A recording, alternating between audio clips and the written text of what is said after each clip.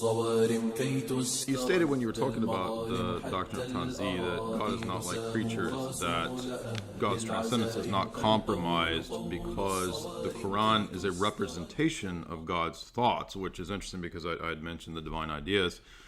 But isn't that kind of the whole issue here? I mean, if the Quran is a created text, it's a representation, that's an icon or an image of divine thoughts.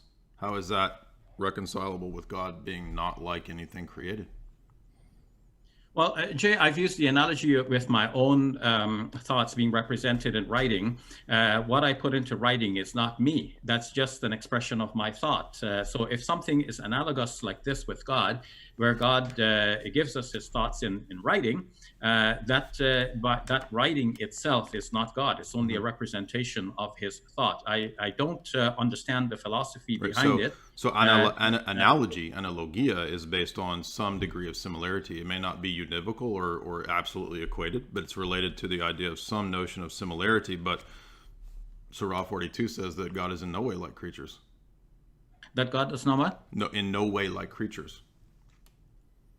Okay, well, that's exactly a point at which I would pick up and say that the real point of that, it says that God is nothing like his creatures, is to not equate anything on earth or that flies in the sky or anything that we know to be creatures with God. God is unique, he's transcendent, and he can communicate with us in the form of the Quran or mentally, but that communication itself is not God. It's just a representation of the thoughts of God. And so it's an image. So is it an icon or an image, a symbol? Well, no, but when you say icon, then I think of images and physical representations. So the Quran's not the words of the Quran, and the Quran's not a physical representation of these thoughts of Allah? If you want to press it that way, then Muslims would say that the same you can say about the Torah. The Torah then too would be a representation of the thoughts of God, and the words of Jesus. Yeah, but I'm arguing with your theology, not Judaism.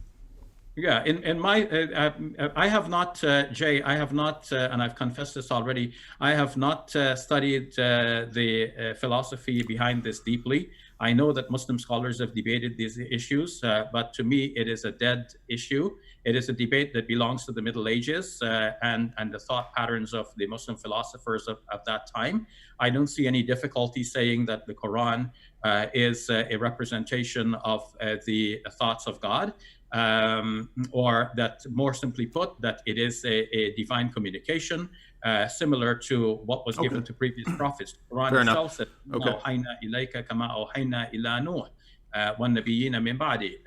we have revealed to you, the Prophet Muhammad, as we have revealed to prophets before you, Noah and others. Are the thoughts distinct?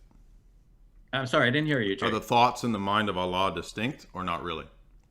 I don't know if I need to make that kind of distinction. Again, Muslim are there any distinctions try to make that distinction? Are there any real distinctions between the names and between the divine essence?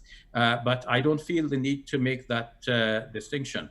And I don't think that trying to probe that distinction is going to help us to understand why Christians are proclaiming that there is. Right, because the reason I'm going in that direction is that because the reason that you don't believe in the deity of Christ and the Trinity, ultimately, I would argue, is because of our philosophical assumptions about who God is, what unity is, and to what degree there are distinctions at that higher level or not. So I think it's absolutely a fair question to ask you whether the attributes or the thoughts or whatever are real distinctions or not. I mean, you can ask me all those questions and you're saying I can't ask you those things. Well, you can ask, but I don't necessarily have to answer. And my refusal to answer. Well, I thought you were here to defend the unity of God. Let me finish that thought. So my refusal to answer would not be a capitulation to accepting the Trinity. Let me point out that our Jewish friends would have presumably the same problem that you are thinking that Muslims should have. Sure. And yet our Jewish friends have not seen the necessity to adopt the Trinity doctrine into their religion. How is that relevant? monotheists. How is that It is relevant? How is relevant that relevant? because it shows that Jews who have been abiding by the Old Testament and who would presumably have a similar Yeah, problem. but you believe the texts were corrupted by the Jews. But that's a different point, Jay. No, The it's point not for the because comment- no, it's not because so it's arbitrary. It's ad hoc. You pick when you want to take the Jewish stuff and then when you want to reject it. Now you're trying to argue from the Jewish text. What I'm saying here, Jay, is that if we say that the Quran flowing from the mind of God must somehow be an icon for God, and therefore we would have, in a way, something like two divine persons here, I didn't make that argument. then we would have to say the same thing, even for the theoretical Torah that is But I didn't make that argument. So, but Jews would never go that route, and Muslims don't have to go that route. It doesn't matter what route Jews go, though.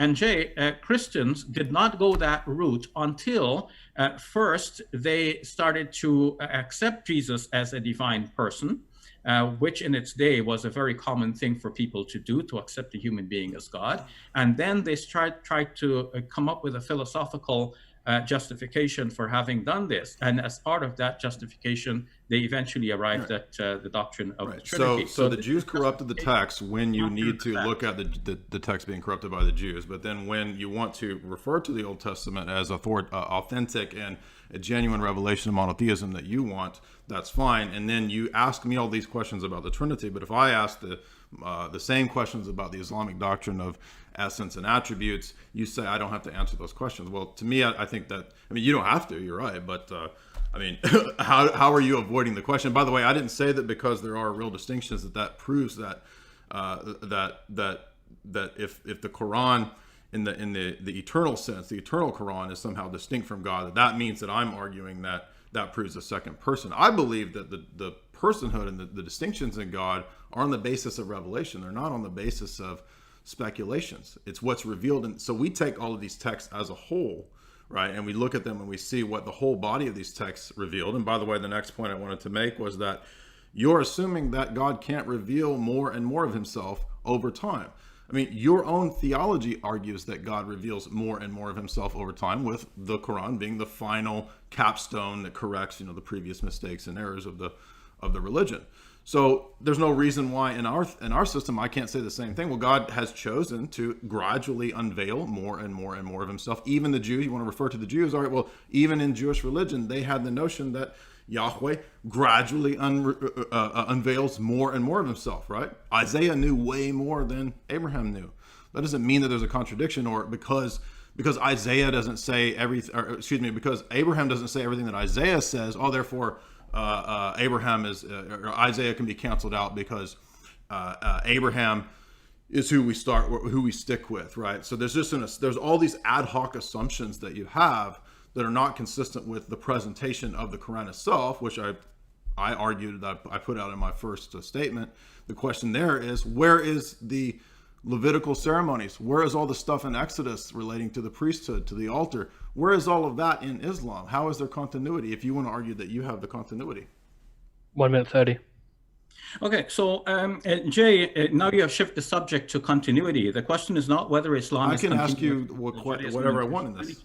But let me answer your question. I can shift in this question. Islam is continuous, and if we ask about discontinuity, Christianity is discontinuous. For example, even talk about the sacrifice. No, that wasn't my question. My question was where in Islam is the continuity, not where in my position. You're asking a lot of questions, but I can ask. This is my interrogation of you. Where in Islam is the continuity?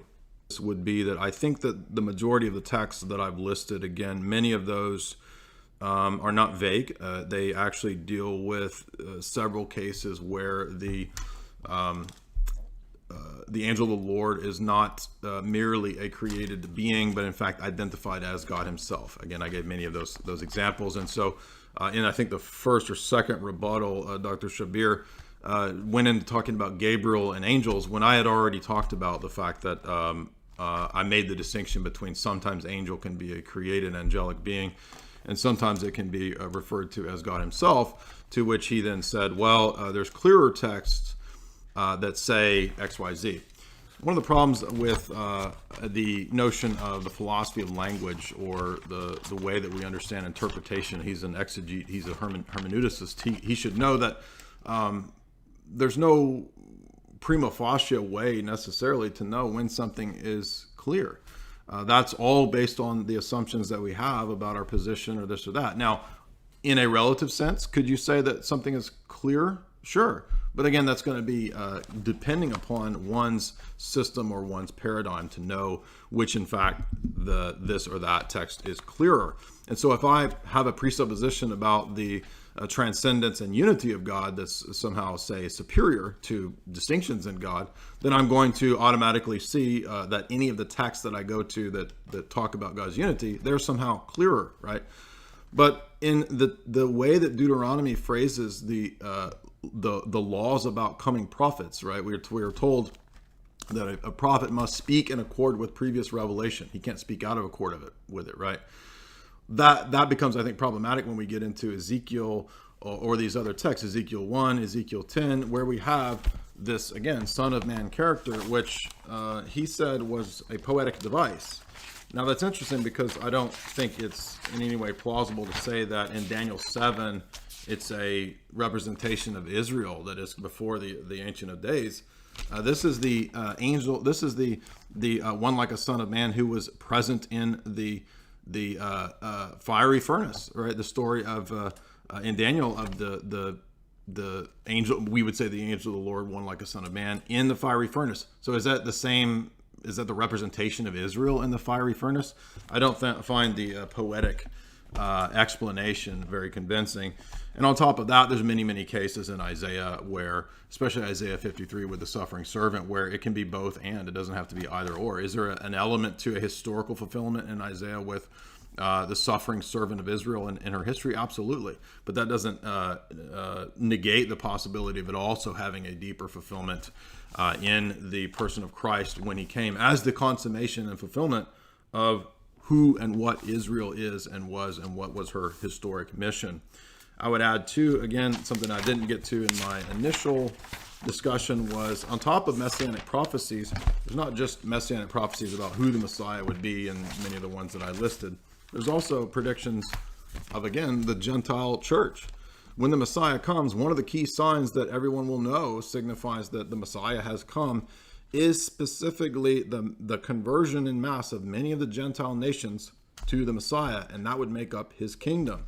Jeremiah 25:18, 16, 19 through 21, 38, 31 to 34, Jeremiah 3:14 to 19, Hosea 1:10 and 11, Malachi 1:11 and 12, Habakkuk 2:14 and 15, Ezekiel 47:21 to 23, Micah 4:1 through 4, Zechariah 2:15, 8:21 to 23, Tobit 13:13, Tobit 14:5 through 7, Joel and Acts. If you look at Acts 2, the way Acts 2 cites Joel, Isaiah 25:6 through 8, Isaiah 24:14 through 17, Isaiah 42:1 through 8, Amos 9:11 and 12, Isaiah 42:4, Isaiah 49:1 through 6, verse 8, 22 to 23 of that same chapter, Isaiah 9:1 and 2, Isaiah 11:10 through 12, Psalm 86, Psalm 67, Psalm 110, Isaiah 66, Isaiah 51:1 through 7, Isaiah 54:2 and 3, Isaiah 55,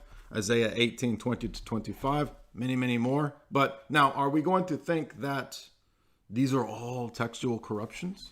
Why would Jews textually corrupt things that would aid Christians, right? Now, maybe they didn't know, maybe the Septuagint had all these texts that the Christians misappropriated. But when we start getting into this corruption of the texts, it doesn't really make any sense to see how the corruption of all of these texts or the corruption of all of what's gone in Leviticus and Numbers and Exodus, how in any way that aids the Jewish case.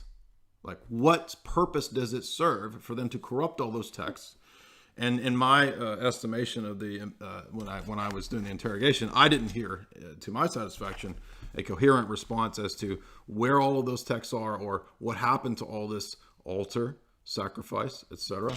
Now, the argument might be turned on me. Well, you don't have an altar. You don't have the sacrifice as it's laid out. But actually, we do. Again, the whole book of Hebrews is dedicated to Paul interpreting the significance, the spiritual reality that all of those Levitical and Exodus tabernacle ceremonies that they have for us. So in fact, absolutely it is correct that Jesus did not come to abrogate the law, but rather to fulfill, right? So in fact, if you look at the way Paul consistently cites Leviticus, or when he cites Deuteronomy, or when he cites ceremonial laws, as they are sometimes called, Paul applies those spiritual principles to the church.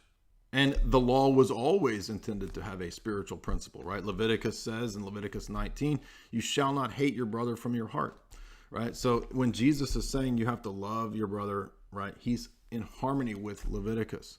So we actually put a strong stress on the continuity of the Old into the New Testament. And in fact, I would argue that one of the strongest proofs of Christianity and the deity of Christ is precisely all of what you see in the Exodus revelation of the tabernacle, all of what you see in Leviticus, even down to the point of the 8th day circumcision, Jesus in Luke, right? We get into Numbers, the ceremonies, that all points to Christ. Luke's gospel to be the angel Gabriel, and Christians do not take the angel Gabriel to be God.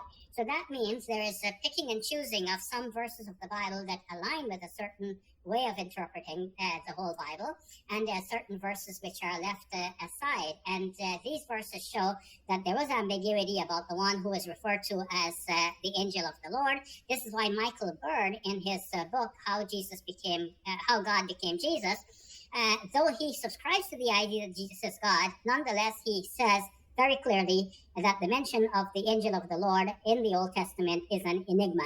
So you cannot build too much upon that.